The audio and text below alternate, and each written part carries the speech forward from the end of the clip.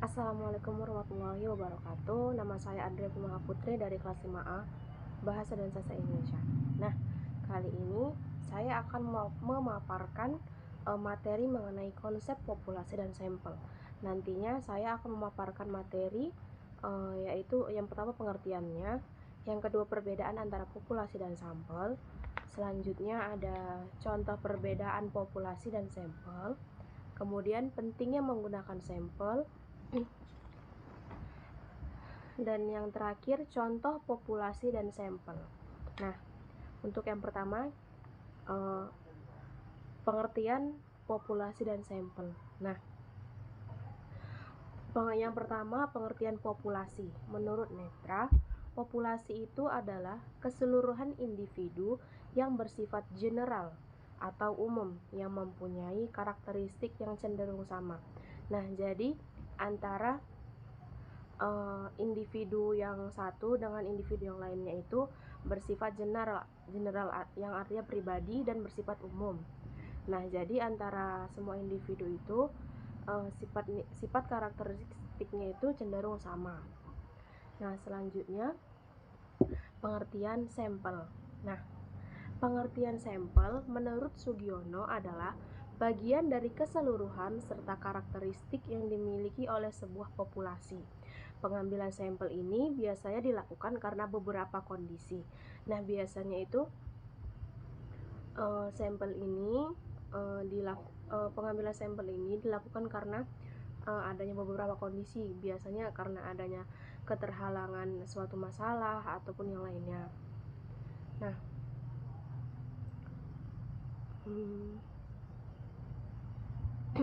sampel ini bisa juga diartikan dengan sebagian kecil dari sebuah populasi.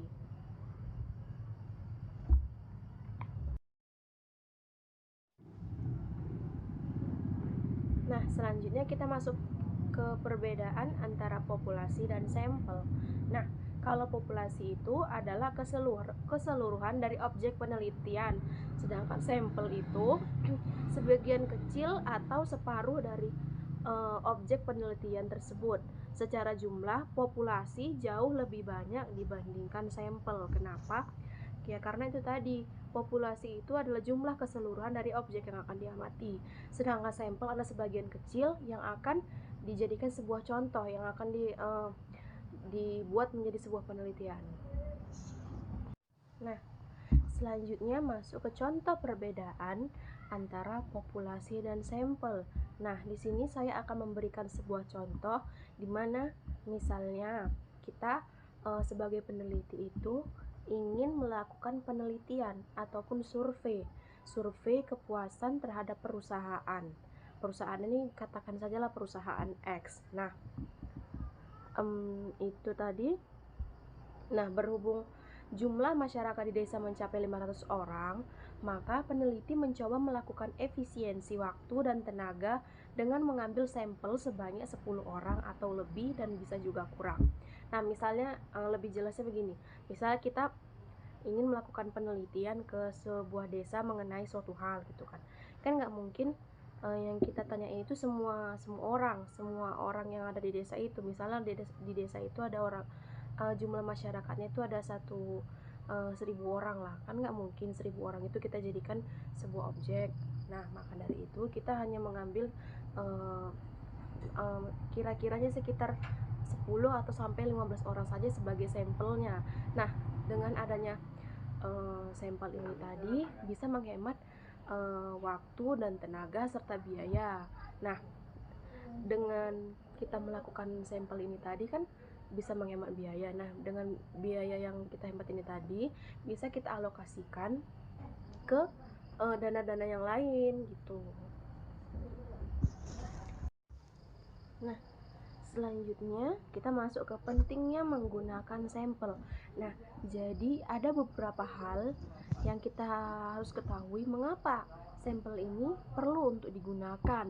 Nah, jadi itu ada beberapa hal, itu ada 1, 2, 3, 4, 5. Nah, jadi ada 5 hal yang menjadi alasan kenapa kita harus menggunakan sampel. Karena sebenarnya sampel ini sangat diperlukan ketika kita itu melakukan sebuah penelitian, apalagi penelitian terhadap sebuah karya ilmiah. Nah itu, jadi halnya itu yang pertama itu ukuran populasi terlalu besar. Nah, misalnya itu dari jumlah masyarakat di sebuah desa yang dijadikan objek penelitian, jika jumlahnya sampai ratusan atau ribuan, maka tidak mungkin peneliti melakukan penelitian ke ribuan penduduk tersebut. Nah, itu tadi seperti yang saya bilang tadi, seperti yang saya katakan tadi, misalnya ada 1.000 orang di sebuah desa. Nah, kita ingin melakukan penelitian ke desa tersebut, kan nggak mungkin kita nanyain satu persatu, kita tanya jawabin, kita wawancarain satu orang satu itu. Nah, kan nggak mungkin. Nah, kan jumlahnya kan ribuan. Nah, kalau misalnya kita tanyain satu persatu kan membutuhkan waktu yang sangat lama, membutuhkan tenaga yang sangat terkuras, apalagi biaya. Nah, jadi kita harus menggunakan sampel. Supaya apa? Supaya itu tadi penelitian kita jadi cepat selesai dan tidak menguras waktu dan tenaga, apalagi biaya. Nah, dengan ada sampel ini tadi, kita hanya membutuhkan 10, 15 ataupun 20 orang untuk untuk kebutuhan penelitian kita.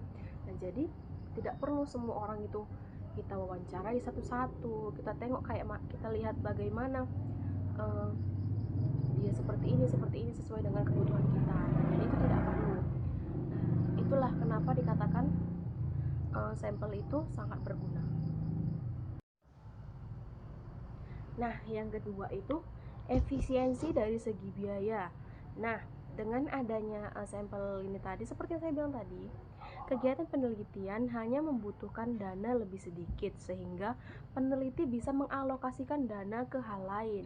Nah, seperti yang saya bilang tadi, dengan kita menggunakan sampel itu tadi, kita bisa menghemat biaya sehingga kita bisa mengalokasikan dana yang seharusnya bisa ke hal lain itu taruh ke hal lain aja, nggak perlu membuang-buang dana pada satu hal saja, begitu kira-kira. Nah, yang ketiga itu efisiensi dari segi waktu. Nah, sebenarnya kalau yang efisiensi dari segi waktu ini ya hampir sama seperti yang telah saya katakan di hal-hal sebelumnya.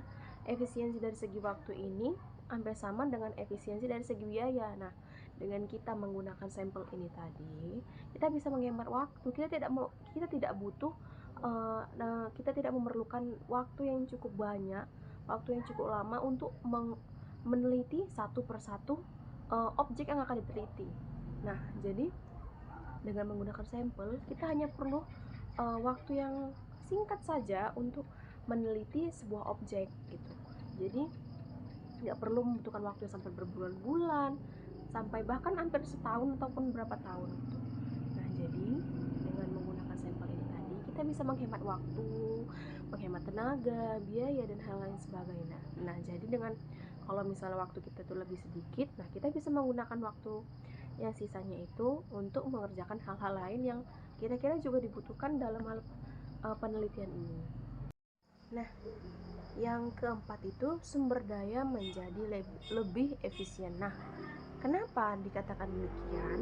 Karena jika suatu penelitian memberdayakan SDM, sumber daya manusia dalam jumlah yang minim, artinya kecil, maka sudah sangat ideal jika penelitian meneliti sampel saja, bukan populasi. Nah, itu tadi penelitian itu akan terlihat lebih ideal jika kita dalam memberdayakan sumber daya manusia tadi itu dengan jumlah yang minim. Nah, jadi kalau misalnya kita menelitinya itu dengan tidak menggunakan sampel, itu artinya penelitian kita itu tidak bisa dikatakan sebagai penelitian yang ideal karena kita sudah menggunakan sumber daya manusia dengan jumlah yang maksimum. Nah itu jadi tidak boleh dilakukan dalam sebuah penelitian. Itu sama saja dengan membuang-buang sumber daya manusia. Contoh populasi dan sampel. Nah, jadi sebenarnya itu ada banyak contoh populasi dan sampel di luar sana. Mungkin tanpa saya sebutkan pun contohnya, mungkin kalian juga akan tahu bagaimana contoh-contoh populasi dan sampel di luar sana kalau misalnya saya sudah menjelaskan satu saja. Nah, jadi contoh yang pertama itu Contohnya begini. Penelitian dilakukan terhadap siswa SD kelas 3 di Kabupaten Pati. Nah, jumlah sekolah dasar di Kabupaten Pati itu ada 10 lokasi. Nah, 10 lokasi ini tadi berjauhan antara satu SD dengan SD yang lainnya.